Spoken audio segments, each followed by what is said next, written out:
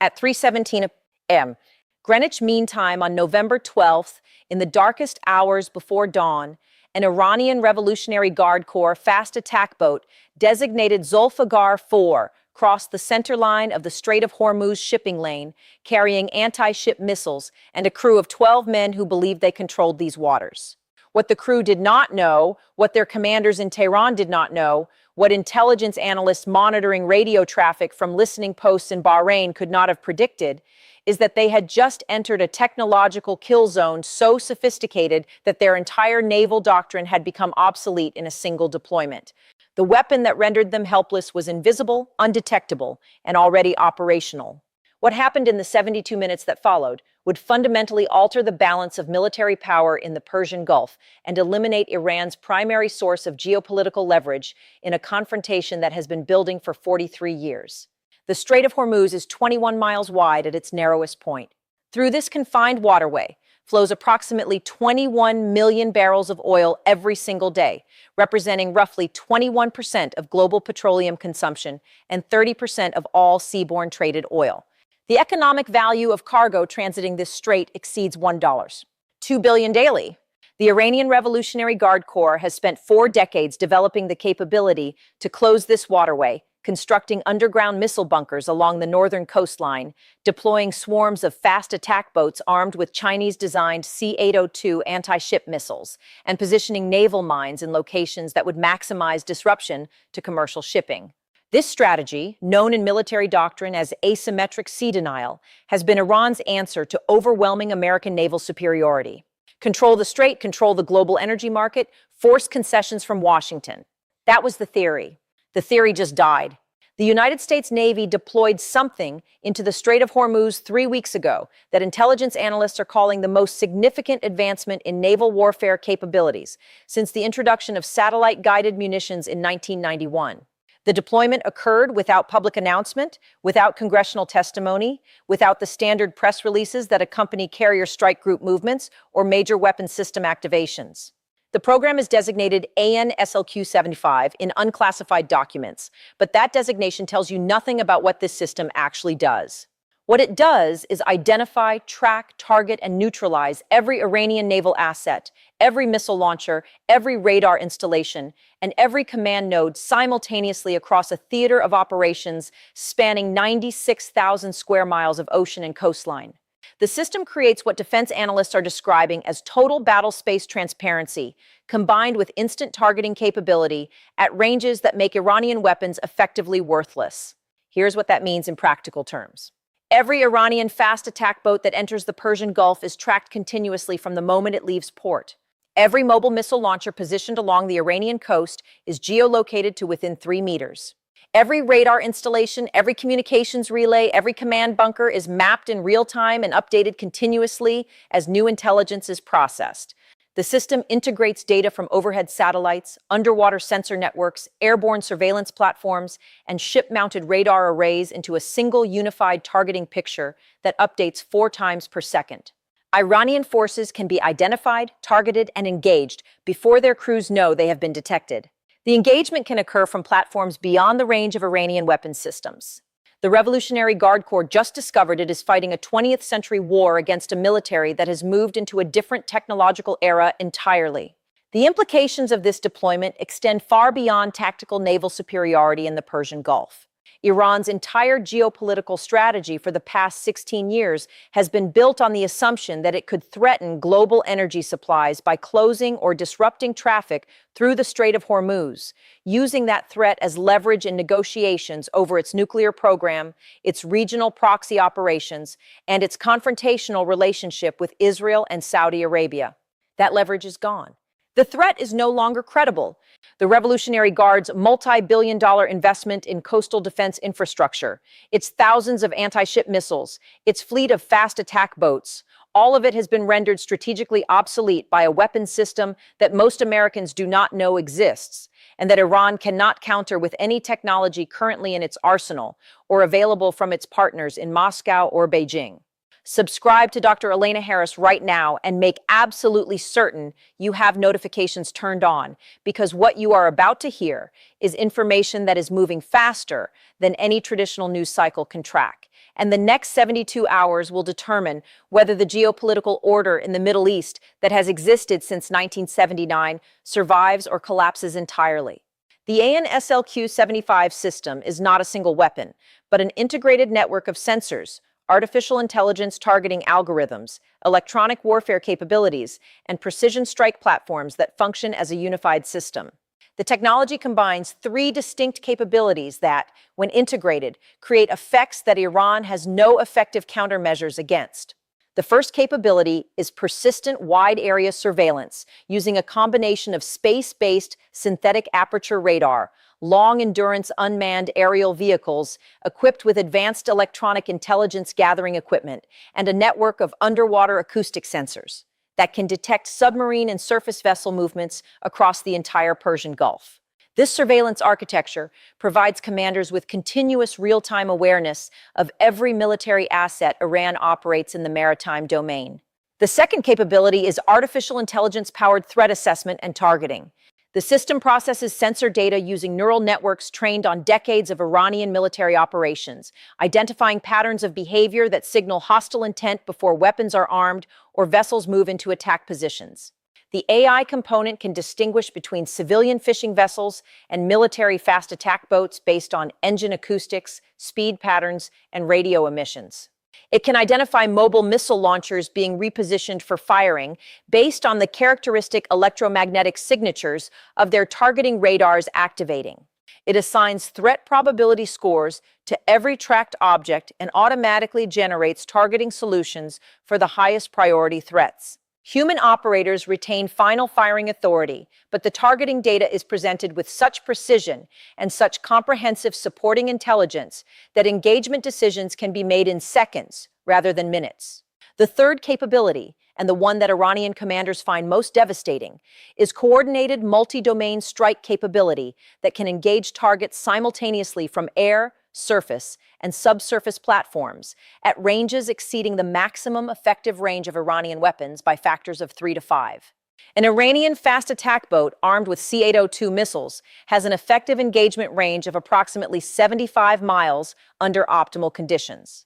The American destroyers and cruisers operating as part of this integrated system can engage that fast attack boat with SM-6 missiles at ranges exceeding 200 nautical miles, with Tomahawk cruise missiles at ranges exceeding 900 miles, or with aircraft-launched weapons from FA-18 Super Hornets operating from carriers positioned 400 miles offshore. The Iranian vessel would be detected, tracked, targeted, and destroyed before it came within range to fire its own weapons.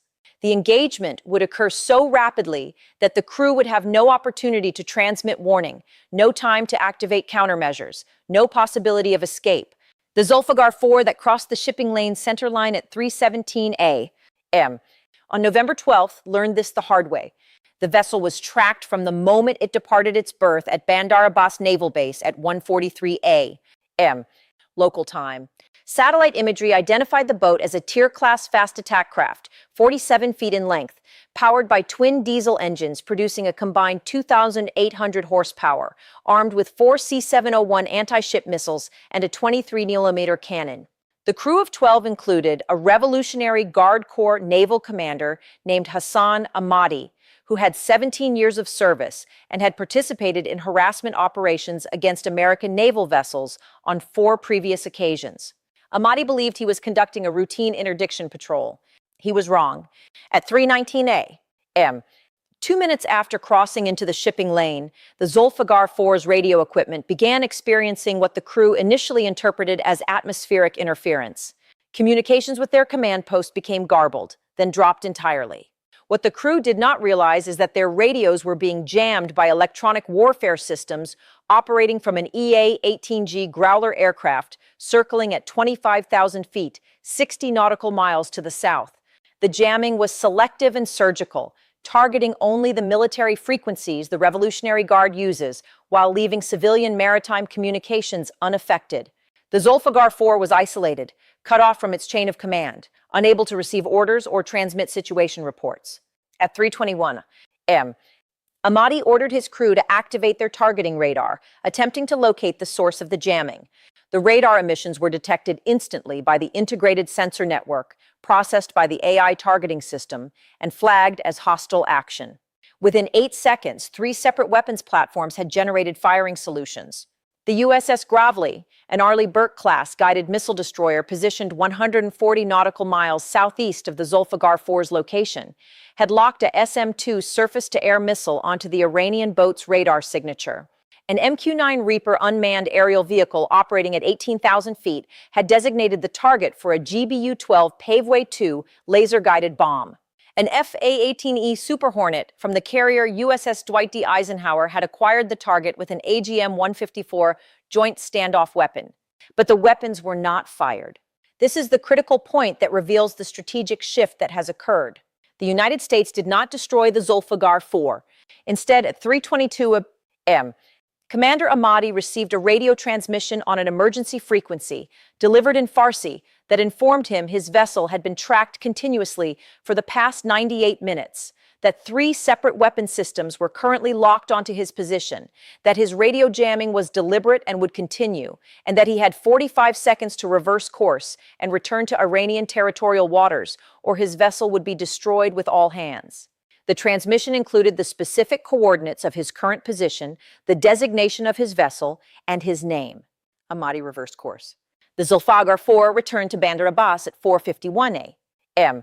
The crew was debriefed by Revolutionary Guard Naval Intelligence.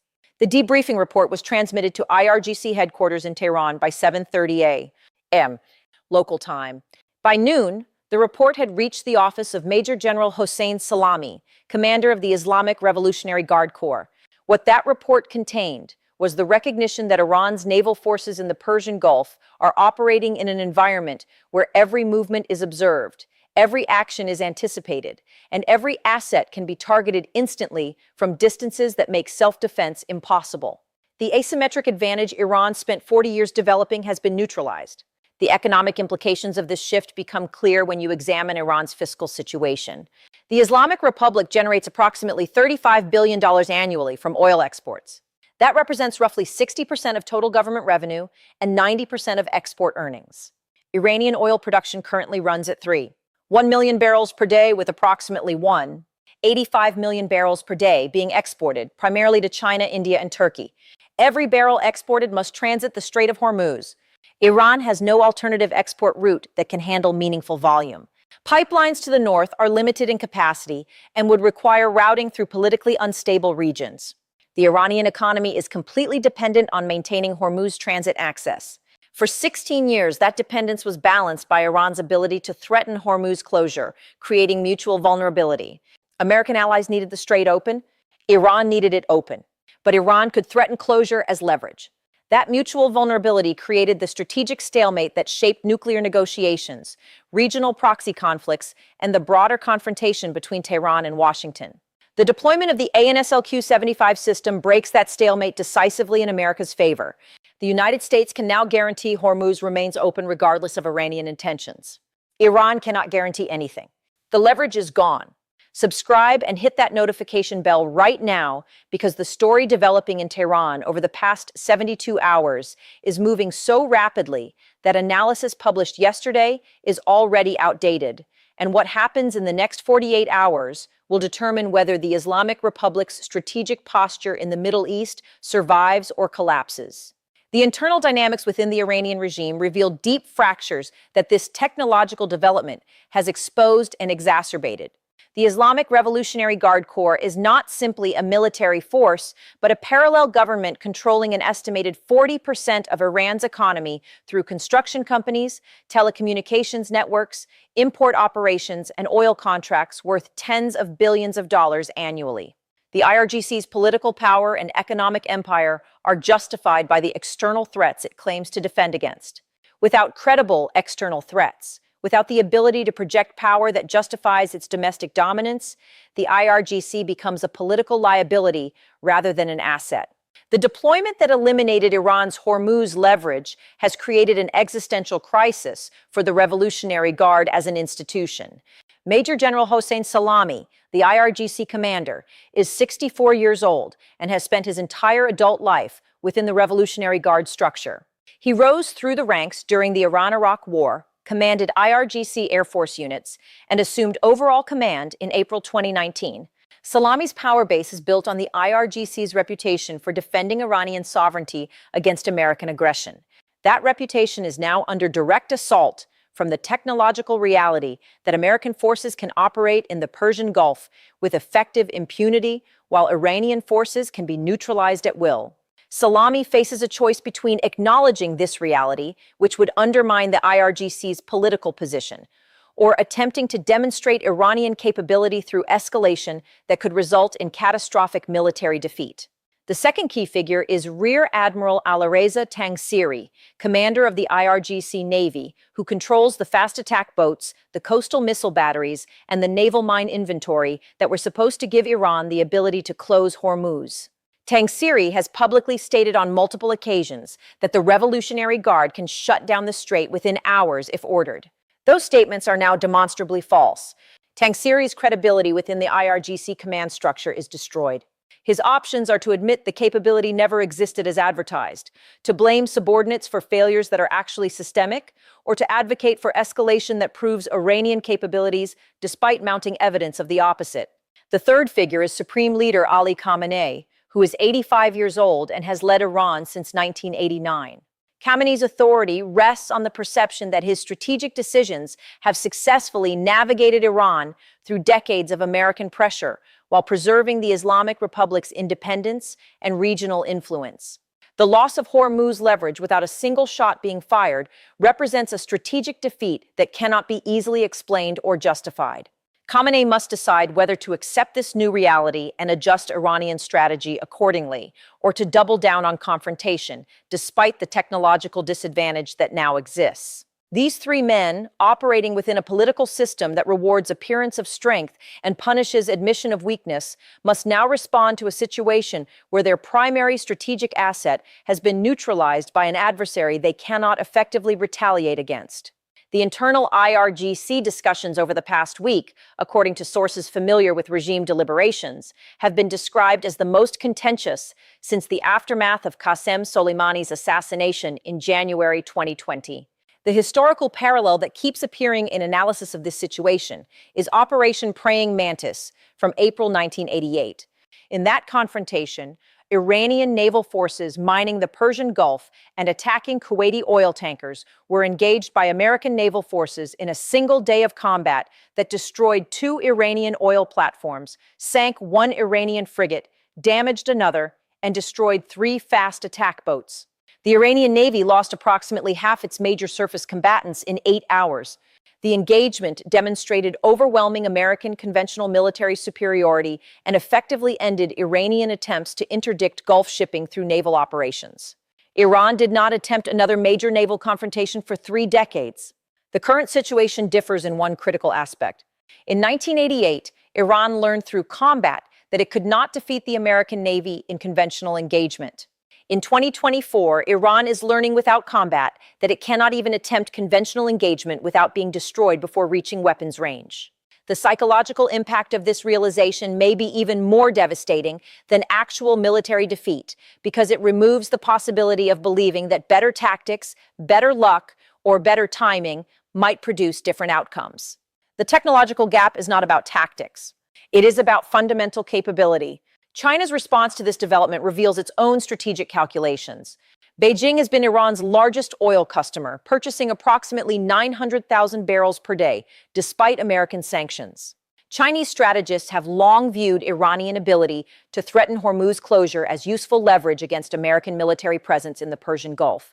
A crisis in Hormuz that spiked oil prices and disrupted American allied economies would serve Chinese interests in a broader geopolitical competition. But China has no interest in defending Iranian military capabilities if doing so would provoke direct confrontation with American forces that demonstrably possess overwhelming technological advantage. Chinese state media coverage of the Hormuz situation has been notably subdued, focusing on calls for diplomatic resolution rather than supporting Iranian sovereignty or condemning American deployments. Russia faces a similar calculation. Moscow has sold Iran billions of dollars in weapon systems, including S-300 air defense missiles, and has positioned itself as Iran's primary security partner as Western sanctions isolated Tehran. But Russia has not offered Iran the technological capabilities that would counter the ANSLQ-75 system, because Russia does not possess those capabilities itself. Russian naval operations in the Black Sea have been severely disrupted by Ukrainian drone attacks, using far less sophisticated technology than the United States has deployed to the Persian Gulf. Moscow cannot offer Tehran solutions to problems Russia has not solved for its own forces. This leaves Iran strategically isolated at precisely the moment when its primary deterrent capability has been neutralized. The regime can escalate through proxy forces in Iraq, Syria, Lebanon, and Yemen, but those escalations do not restore the leverage that has been lost in the Persian Gulf. The regime can accelerate its nuclear program, but nuclear weapons development takes years and invites preemptive strikes that Iran is now even less capable of deterring. The regime can seek negotiations, but from a dramatically weakened position that would likely require concessions on nuclear enrichment, regional proxy operations, and ballistic missile development that hardliners view as unacceptable. The economic pressure timeline is equally unforgiving. Iran's foreign currency reserves stand at approximately $120 billion, down from over $150 billion before the reimposition of American sanctions in 2018. Government expenditures run approximately $110 billion annually against revenues of roughly $95 billion, creating a structural deficit of $15 billion that depletes reserves by 12 to 13% yearly. At current burn rates, Iran has 7 to 8 years of reserves remaining before facing sovereign default or currency collapse. But that timeline assumes oil revenue continues at current levels. If exports are disrupted by conflict, if sanctions enforcement intensifies, if Chinese or Indian buyers reduce purchases, the timeline compresses dramatically. The Iranian population is already experiencing severe economic strain. Inflation runs at 40 to 50% annually by official figures, likely higher in practice. The rial has lost 90% of its value against the dollar since 2018. Basic goods, including cooking oil, chicken, and bread, have experienced price increases of 200 to 400% over 4 years. Youth unemployment exceeds 25% in official statistics. The social contract between the regime and the population, already frayed by corruption, incompetence, and repression, is maintained primarily through subsidies and public employment that are funded by oil revenue. If that revenue becomes uncertain, if the regime's ability to maintain order is questioned, if the military's capability to defend national interests is exposed as inadequate, the political stability that has preserved the Islamic Republic through previous crises cannot be assumed to hold. Make absolutely certain you are subscribed and have notifications enabled, because the developments in this situation are occurring on timelines measured in hours rather than days. And the analysis you need to understand what comes next will be posted the moment new information becomes available. The immediate question facing decision makers in Washington, Tehran, Beijing, and regional capitals is what happens next. The deployment of the ANSLQ-75 system creates new strategic reality, but strategic reality must still be translated into policy decisions and operational actions that carry their own risks and uncertainties. The first possible future is Iranian acceptance of the new reality and strategic adjustment. This outcome would involve Tehran quietly abandoning its Hormuz leverage strategy, reducing provocative naval operations in the Persian Gulf, and seeking negotiations with Washington from a position of acknowledged weakness. The regime would frame this shift as pragmatic recognition of changing circumstances rather than capitulation. Internal IRGC resistance would be managed through personnel changes, budget reallocations to cyber and unconventional capabilities, and renewed emphasis on nuclear program advancement as alternative source of strategic leverage. This future represents the least violent pathway, but requires Iranian leadership to accept visible loss of face and diminished regional standing. The second possible future is Iranian escalation through proxy forces and asymmetric operations outside the Persian Gulf. Unable to contest American naval supremacy directly, Tehran might intensify attacks on American forces and allied interests in Iraq, Syria, and the Red Sea, using Hezbollah, Iraqi militias, and Houthi forces in Yemen. This escalation would be designed to demonstrate that Iran retains capability to inflict costs, even if Hormuz leverage is gone. The risk is that such escalation could provoke American strikes on Iranian territory targeting IRGC command facilities, nuclear sites, or oil infrastructure, triggering conflict spiral that Iran cannot control and cannot win militarily. The third possible future is internal Iranian political upheaval, triggered by the IRGC's loss of credibility and the regime's strategic failure. If Iranian public awareness of the military situation spreads, if opposition movements interpret the Hormuz development as signal of regime weakness, if IRGC internal factions fracture over how to respond, the result could be political instability ranging from protest movements to internal coups to civil conflict. This future is unpredictable in duration and outcome, but would likely involve violence, economic disruption, and potential intervention by external actors seeking to shape whatever government emerges. The fourth possible future is the one that defense planners in Washington find most concerning, despite American technological advantage. This is the future where Iranian leadership, facing collapse of its strategic position and potential internal political crisis, concludes that the only path to regime survival is rapid nuclear weapons breakout. Iran has enriched uranium to 60% purity and possesses the technical knowledge to produce weapons-grade 90% enriched uranium in weeks if the decision is made. Current intelligence estimates suggest Iran could produce enough fissile material for one nuclear weapon in 2 to 3 weeks if all safeguards and monitoring are abandoned. A functioning nuclear device could be assembled within 6 months.